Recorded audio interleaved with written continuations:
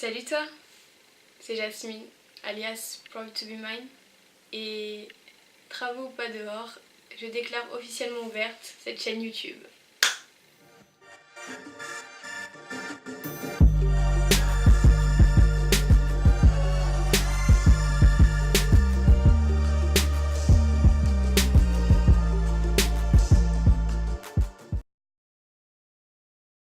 Alors ça faisait un moment déjà que je voulais ouvrir une chaîne YouTube, mais ce qui m'a vraiment décidé, c'est mon départ dans une semaine exactement aux États-Unis.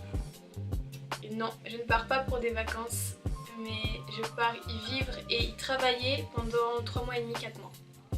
Ça va être mon job d'été et cette chaîne YouTube, c'est l'opportunité pour moi de partager mes réactions à chaud, mon expérience, et peut-être que ça servira à des personnes qui veulent partir l'an prochain ou les années d'après avec l'organisme avec lequel je suis partie. Cette vidéo, elle va se concentrer essentiellement sur l'organisme avec lequel je suis partie, donc qui s'appelle Work and Travel. C'est un organisme français qui fait partie du groupe Adiona et on va s'intéresser au cheminement, quand même, à tout le cheminement qui m'a menée à ce départ.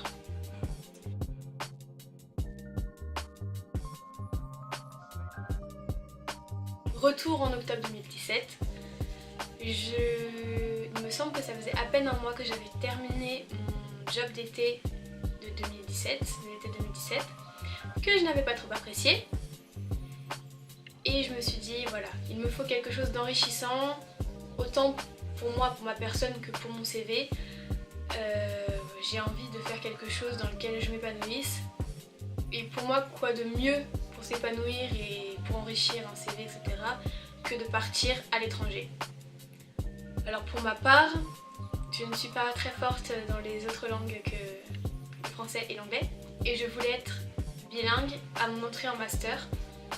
Du coup, ce que je me suis dit, c'est qu'il fallait que je parte dans un pays anglophone. Donc que ce soit l'Australie, le Royaume-Uni, les États-Unis. Le problème, c'est que je ne savais pas exactement ce que je voulais faire.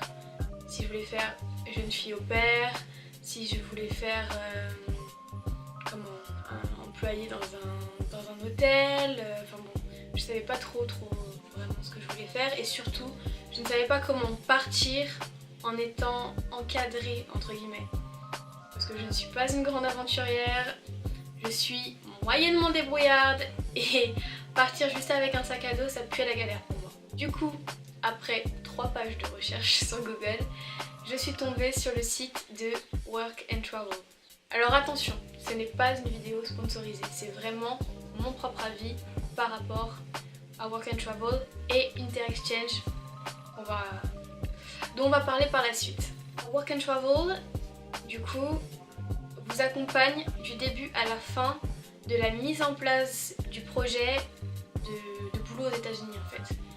Donc c'est eux qui vous facilitent toutes les démarches et qui font les intermédiaires en fait entre vous et votre employeur aux États-Unis, entre vous et la sécurité du territoire, etc. Donc voilà, c'est vraiment super pour les gens qui, comme moi, veulent partir tout en sachant un peu où ils mettent les pieds et savoir un peu avant d'arriver déjà comment ça va se passer. Au moment où moi j'ai voulu faire mon inscription, le site était encore fermé pour les inscriptions de l'été 2018. Du coup, j'ai dû laisser mon adresse mail et on m'a recontacté par la suite afin de remplir un formulaire administratif, tout ce qu'il y a de plus banal, nom, prénom, âge, niveau d'études et numéro de téléphone, adresse mail quoi. Et en fait, ce formulaire va servir à la seconde étape, soit les entretiens téléphoniques. Alors pourquoi les entretiens téléphoniques? En fait, on va vous appeler en français puis en anglais pour déjà mesurer votre détermination, votre motivation, mais ensuite savoir qu'est-ce que vous voulez faire aux États-Unis, dans quel état vous voulez aller, enfin voilà, mesurer votre niveau d'anglais aussi. Alors faut pas paniquer, j'y reviens dans quelques secondes mais faut pas paniquer. Déjà le premier appel c'était une simple discussion avec un opérateur de chez Work and Travel qui me parlait en français et qui voulait savoir Du coup, comme je l'ai dit, ma motivation, qu'est-ce que je rêvais de faire aux États-Unis, pourquoi les États-Unis, enfin bon, voilà, des questions qui concernaient mon ressenti personnel par rapport aux États-Unis, par rapport à un éventuel emploi aux États-Unis. Et quand j'ai passé cet entretien, à la fin de cet entretien, j'ai pris un rendez-vous téléphonique pour un entretien, cette fois-ci en anglais, pour qu'on puisse mesurer en fait mon niveau d'anglais. C'est pas du jugement, c'est vraiment pour pas nous mettre en difficulté sur le territoire. Il faut savoir que voilà, si on doit être en contact avec des gens, il vaut mieux avoir un bon niveau d'anglais. Mais si on se débrouille sans être une bête en anglais, on peut aussi faire des jobs où on ne va pas être forcément en contact avec des consommateurs, avec des clients. C'est vraiment voilà, pour déterminer le type de job qu'il nous faut.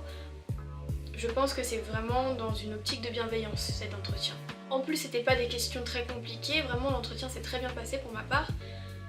Et du coup, après cet entretien, avec Aislinn, qui a été la coordinatrice qui m'a suivie du début à la fin, d'ailleurs, si tu passes par ici, merci beaucoup. Ils ont déterminé que je pouvais totalement partir, que je pouvais vraiment faire les jobs auxquels moi j'aspirais, c'est-à-dire tout ce qui concerne voilà, l'hôtellerie, être en contact avec les clients. En fait, j'aime être en contact avec les clients, avec des consommateurs, etc. Du coup, être en contact avec les gens. On vient à la partie qui fâche un peu, le prix. Alors, évidemment, c'est un organisme payant. Et pour le coup, moi j'avais un peu d'argent de côté, ce qui m'a permis de payer.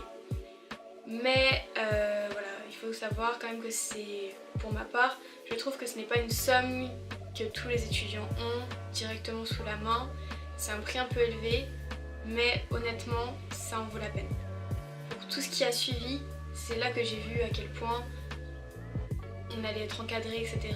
On avait été encadré et on va être encadré aux États-Unis. Le prix, il varie entre 1250 € et 1500 €. Ça varie en fait en fonction des options que vous choisissez. Par exemple, si vous voulez que les courriers arrivent plus vite, etc. Voilà. Voilà. Moi j'ai conscience que c'est pas une somme, c'est pas une petite somme. Et je pense que surtout ce qui pose problème, c'est qu'on ne peut pas payer en plusieurs fois. En fait, il faut payer directement. Il faut tout donner en même temps. Donc je pense que s'ils avaient quelque chose à améliorer déjà, ce serait ça. Il n'y en a pas beaucoup de choses... Moi j'ai pas beaucoup de choses à redire par rapport à Work and Travel, mais ça, si on pouvait payer en 3 ou 4 fois, même en 5 fois, ce serait super, parce qu'on est quand même des étudiants, quoi. Après réception du paiement, ma coordinatrice m'a inscrite sur InterExchange. Donc InterExchange, c'est la plateforme américaine de sponsors en fait. Donc Work and Travel, c'est comme si c'était le sponsor français et InterExchange, le sponsor américain. Ils sont tous les deux reliés, ils sont tous les deux en partenariat et c'est grâce à eux deux qu'on a les contacts avec les différents employeurs aux États-Unis. Elle m'a inscrite et après c'était à moi de faire une photocopie de mon passeport, une photocopie d'un certificat de scolarité traduit en anglais et de remplir plein de petites choses administratives et plus personnelles, sans être trop personnelles non plus. Par exemple, si on a des allergies, notre groupe sanguin, notre CV, dans quel état des États-Unis on veut partir, pourquoi, etc. Tout ça en anglais pour que les employeurs qui consultent la plateforme InterExchange puissent avoir le plus de renseignements possible par rapport à nous. C'est des trucs à remplir en anglais, c'est bête et méchant, il n'y a rien de compliqué franchement. Voilà, nom, prénom, âge, adresse, vous avez l'habitude quoi. Ça, si vous êtes étudiant ou même si vous êtes lycéen, vous avez commencé à avoir l'habitude de remplir ce genre de choses. Quand tout ça, ça a été rempli sur la plateforme InterExchange et que ça a été validé par le personnel d'InterExchange et de Work and Travel, là on a la possibilité d'avoir accès aux offres d'emploi et de pouvoir postuler. Voilà, c'est un peu comme Indeed. Voilà, vous avez plein d'offres d'emploi, vous pouvez postuler, etc. Vous avez vraiment des offres d'emploi dans tous les États-Unis pour tout type de job. Donc moi, je voulais faire quelque chose dans l'hôtellerie. enfin de préférence en Californie. Mais bon, j'étais pas fixée que sur la Californie. J'ai postulé dans des hôtels, j'ai postulé dans un restaurant et j'ai postulé, enfin voilà, j'ai postulé à plein d'endroits différents. On ne peut postuler qu'à un seul job à la fois et ils nous mettent 3 jours à nous répondre oui ou non ou pas du tout, enfin voilà. Clairement rien de compliqué, voilà, c'est juste des candidatures en ligne, vous avez juste à cliquer sur postuler, oui, et attendre une réponse quoi. C'est là que moi mon parcours dévie un peu. C'est que moi, j'ai postulé plusieurs fois sur la plateforme, j'ai pas été acceptée dans plusieurs jobs, alors faut pas vous inquiéter, hein, c'est tout à fait normal, y en a qui prennent que des bilingues directs, il y en a qui préfèrent prendre justement des gens pour les former, voilà, c'est pas grave, les rejets ne veulent pas dire que vous n'allez pas partir. Et c'est là que moi mon parcours diverge un peu, du coup comme je disais, parce que moi, j'ai ma coordinatrice qui m'a appelée pour me dire écoute, il y a un employeur américain qui vient en France. C'est un parc d'attractions américain et ce serait super pour toi vu qu'ils viennent à Paris que tu les rencontres. Du coup, moi je suis passée par l'entretien physique directement à Paris de cet employeur, de ce parc d'attractions américain. Donc il se trouve que ce parc c'est Morey's Piers, super accent, et c'est un parc d'attractions dans le New Jersey. Il est autant parc d'attraction que parc aquatique. L'entretien, ça a été une présentation déjà du personnel d'Interexchange, de Work and Travel, puis des 2 représentantes de Morey's Piers qui nous ont proposé plusieurs jobs. En l'occurrence, moi j'ai postulé pour être lifeguard, donc c'est-à-dire sauveteuse chargée de la sécurité de surveiller les gamins dans les attractions aquatiques. Maillot de bain rouge, alerte à Malibu, vous voyez, voilà, c'est ça.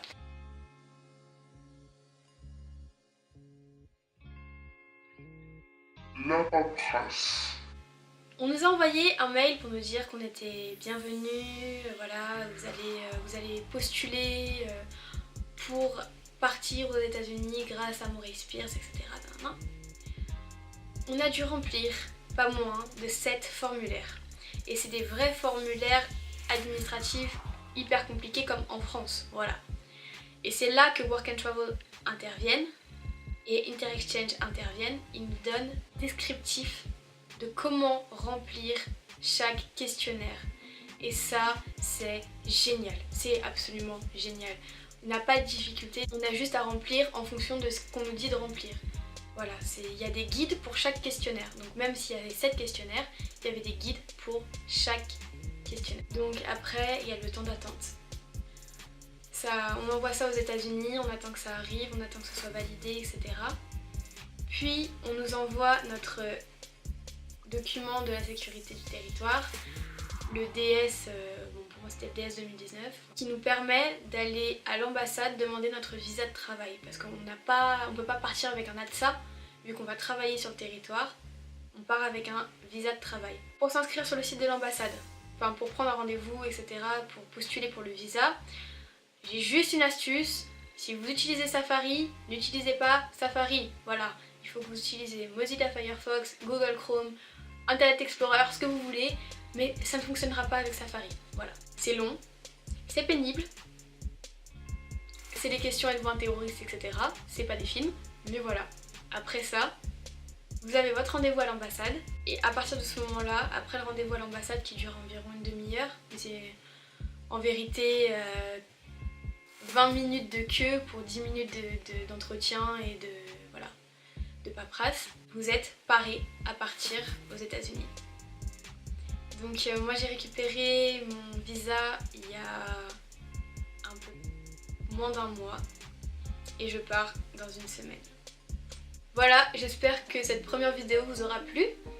N'hésitez pas à me suivre sur les réseaux sociaux, j'ai tout mis en barre d'infos. Pour toute information supplémentaire, je vous laisse les sites de Interexchange et de Work and Travel. Et puis je vous dis à bientôt pour sûrement des petits vlogs ou quelque chose comme ça. Salut!